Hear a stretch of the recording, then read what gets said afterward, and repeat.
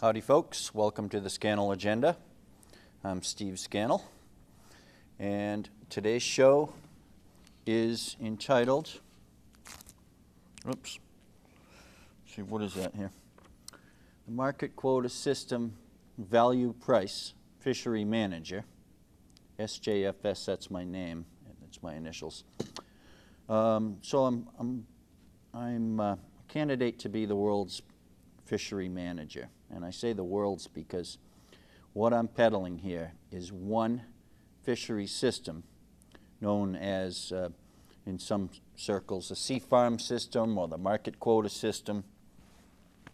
It was on the table years ago. And I like to put it back on the table, folks, because you need a good system for your ocean worldwide. And for even here on the Cape, of course, for our shellfish and such.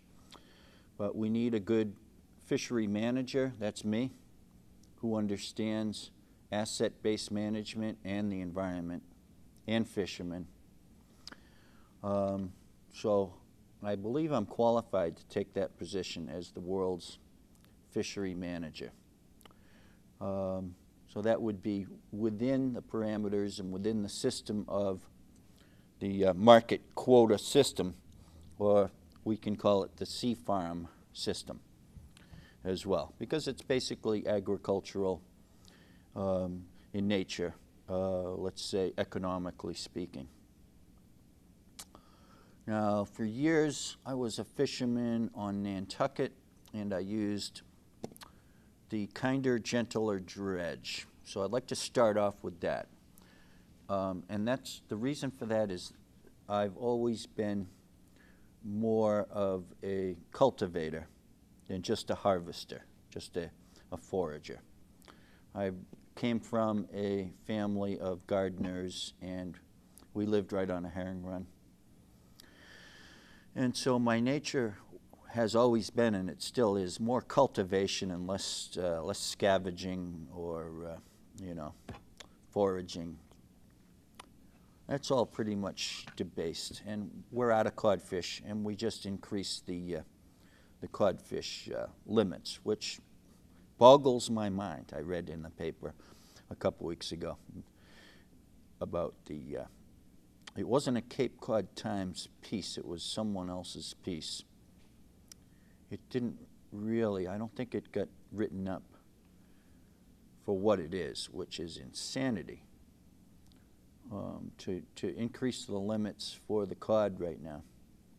That's kind of nuts.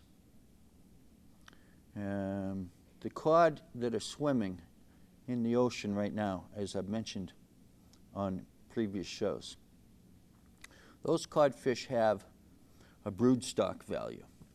Now let's say this mussel here is sitting in the ocean somewhere, and you know it's there, you know you're going to harvest it.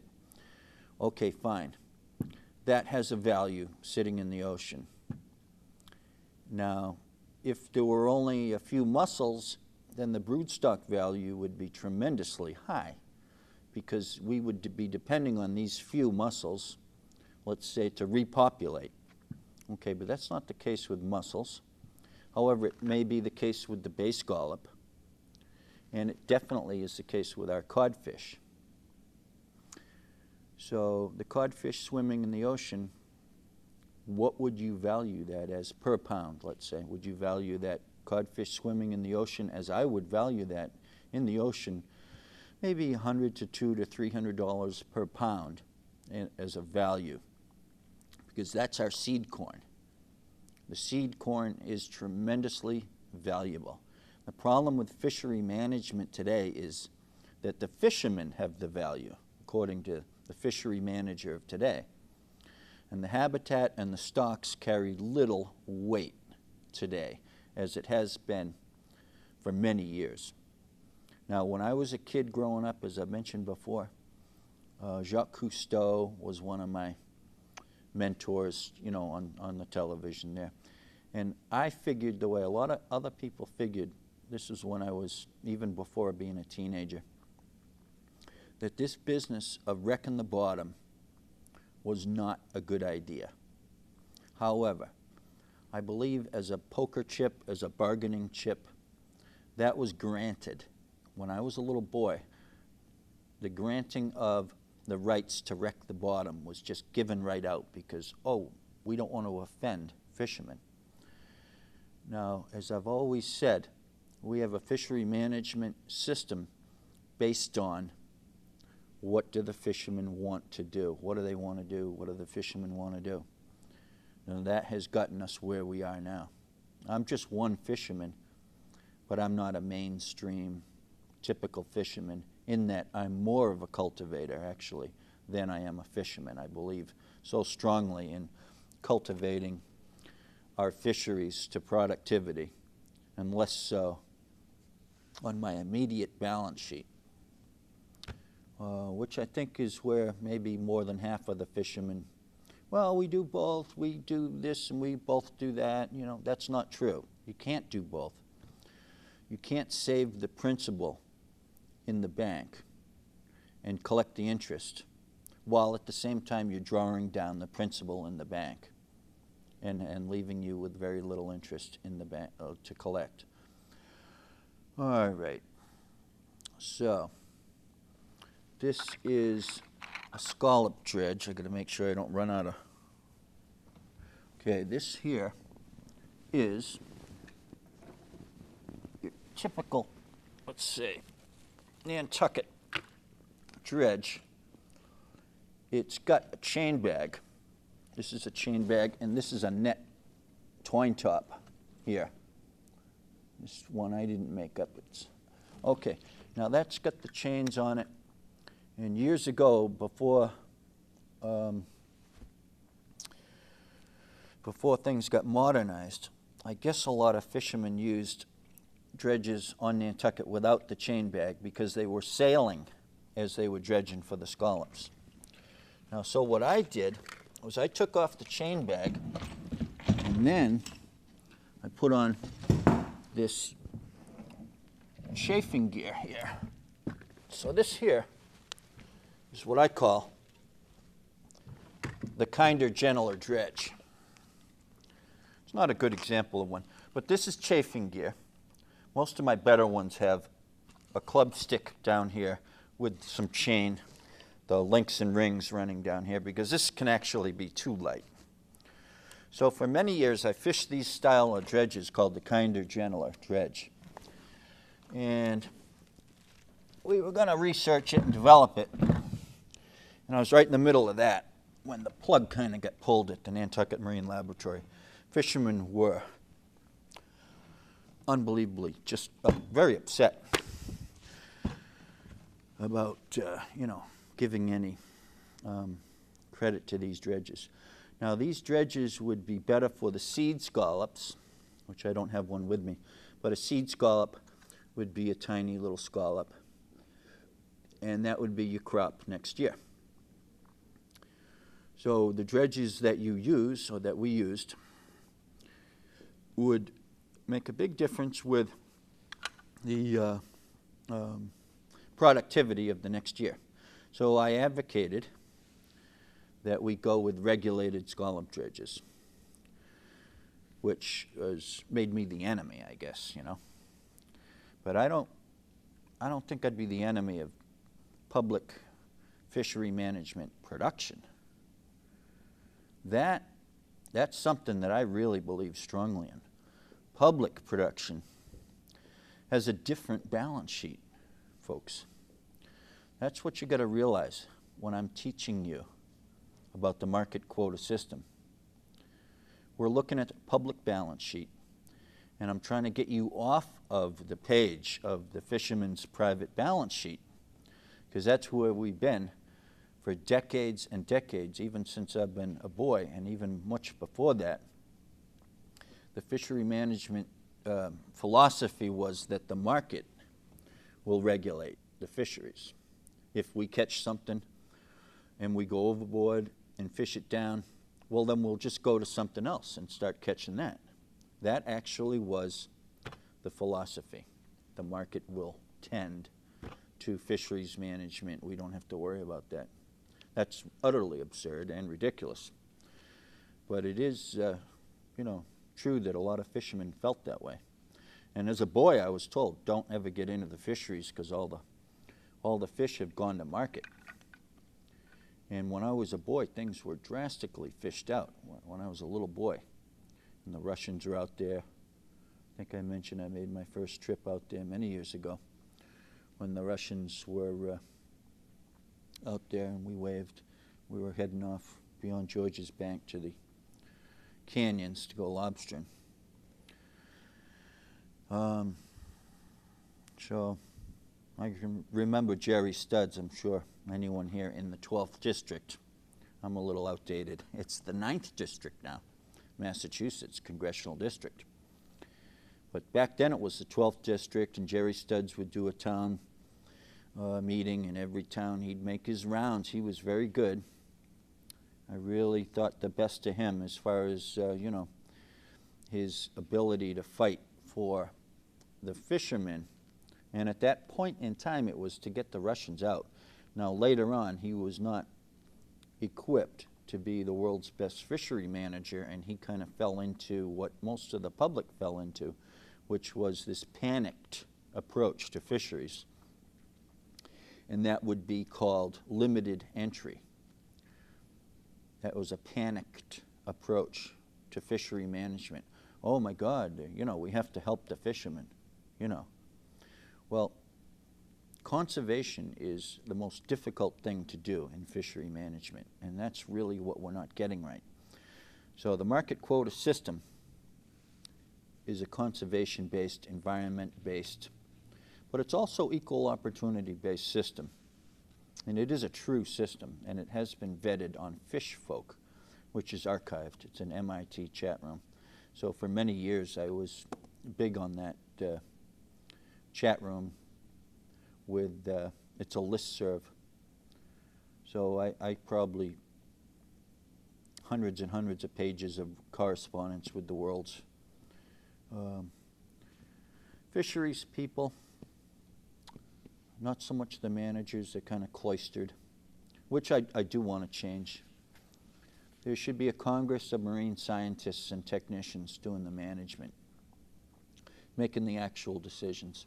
These would not be the bean counters, so-called. These would be hands-on type people that would actually know how to produce bay scallops at the hatchery level. Those are your best people. And we have those people down at the Milford labs, down in Milford, Connecticut, National Marine Fisheries Service. So those are the best fishery managers. So if we went to a market quota system value price, then what we would be doing would be going to an asset-based system of fishery management, and we can best do that worldwide, nationally, and locally. And unfortunately, or fortunately, depending on how you look at it, the states would have more of a supporting role to federal and local. So your state ribbon of control, as we know it now, with the market quota system, would shift gears into a highly important role of support for federal and local zones. So your zones, let's say, would, for local fisheries, I think we'd have to take the federal area here, which it was proposed years ago. The other day I had a map of the coastal zone management. Now that should all be state controlled. That never should happen, that didn't happen. It was talked about years ago, but it never happened. State should have given that up. That's that famous area of federal land, or under the water, it's land, that belongs to, I guess, I'm not sure if Cape Wind still has a license to put windmills there. Probably it does. I wouldn't mind buying that for $1, because that particular ground there has a lot of possibilities with prototyping for the windmills. You know, with 10% models of your real true offshore gear. See, in there, in Nantucket Sound, this is not true offshore grounds, as I've talked about. So my experience in designing this system was, at first, you know, I think I was 18, and I said to my dad, you know, what would you do? And my dad just dismissed it, and he said, look, you know, you'd have to put it out to bids, you know, because it was not equal opportunity. And so that was the seed of the idea for the market quota system. It's an equal opportunity system. Now, if you want to pave a road, that's also an equal opportunity market system for paving a road. Now, why we have these systems now that grant for free the rights to catch the fish to a certain few, that was just a huge mistake, and we've got to get that behind us. Get the hence. That is bad, very bad. All right, so the kinder, gentler dredge I used for many years on Nantucket bay scallop, and these are the bay scallops. And it was not at all a popular thing with fishermen. See, the thing is, to get the scallops and sell them, that's what's popular, all right? To talk about all this nonsense about eelgrass and protecting the eelgrass and planting eelgrass, that's just nuts to a lot of fishermen, truly. But with the eelgrass now, it was wiped out in the 1930s, in the early 30s. I think it was 31 and 32 that 95% of the eelgrass got wiped out by a blight called the wasting disease. So I've known people that have fished, that have actually fished before and did a lot of fishing before those days of the eelgrass blight. And I told a story about Louis Pina and how I knew that all we had to do was scatter the seed out there, you know, and that's it, we'd have the bay scallops. I upset him greatly by doing that to him, insisting. I was, I think, 14 at the time. So you need a habitat for any fishery. You need the proper habitat. Mother Nature wants and needs what Mother Nature has always had. That's the rule. So the market quota system fits into that. But there's also a lot of things that plug into the market quota system, let's say to keep fishermen busy. I have a file here on sand dredges, coastal zone management, planning ideas, and reef systems. I'm big with the reef systems. And government systems, I've been getting my feet wet in town meetings since I've been a boy with government systems. I've been in it all my life, just as a volunteer, low level, town meeting guy, whatever. This is a publication called Bulldoggy. It's not the size of the dog in the fight, it's the size of the fight in the dog. This is a first edition market quota system, fishery management. So I'll just read the back. This is me asking for leadership in fisheries back in 1995, which it was totally ignored. And this says, the name of this chapter is Do the Deal. And there are a lot of chapters here. Let's see, introducing the market quota system, the economic value of seafood, better days are coming with the market quota system, the habitat, the seafood factory, the farm and the sea farm, principles underlying the market quota system, the market quota system auction mechanism, underutilized species and bycatch, politics, limited entry, fishermen fighting fishermen, the marine scientist, commercial fishermen of America, the American citizen herring run market quota system, bay scallop market quota system, the scallop revival. We're going to do for the scallop what we did for the striped bass. This is the bay scallop here. Aquaculture and the market quota system, whale market quota system. So it says do the deal. Support the market quota system of public resource management. Do the deal. The meager, sorry fisheries conservation regulations that we have now are still based on the commercial fishermen's rights and privileges.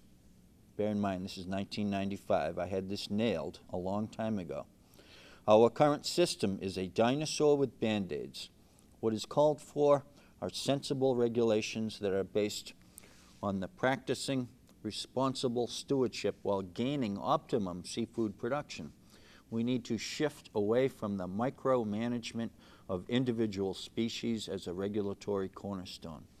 We need to trend over towards habitat protective regulations as our cornerstone of systems of, as our cornerstone of environmental health and productivity.